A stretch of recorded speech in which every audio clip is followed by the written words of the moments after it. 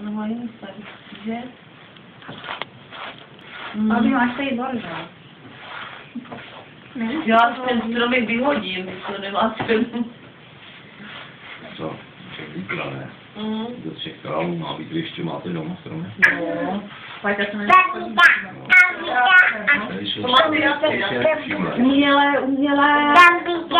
Malíček má poloviční Páťu, a co je to tam? To nebylo, no, ten kratší. Stromeček a svítí? No, ona to má ráda. Svítí.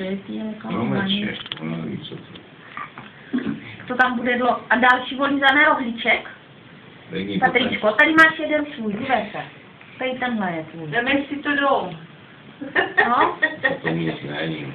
Tak jo, A druhou ručičku? to jsou ta bable, ne? A druhou ručičku? Že jo. Máš taky čokoládu. Dej mě druhou ručičku. No, to nešpiní. Ale to si nekousne, protože... Pojď. A máš to prasátku? Máš prasátku, Koko? Nedále. Dej do prasátku. Pober si to do toho, tam, kde máš balón. Kde máš balónek? Dole, že? Po čárku, dole. Po čárku. Po čárku máš balónek, tak tam je kokino. Proč to tam dala? Ne. To bude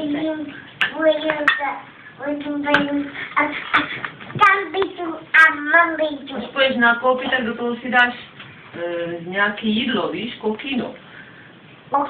No.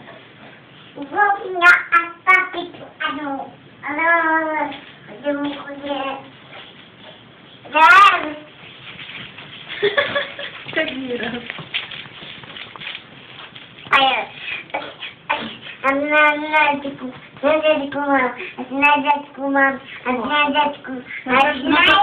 Máš bobíkáš na zadku? Vždycky, když se pokakáš, že? Na zadku. Jo. Na zádech vlastně.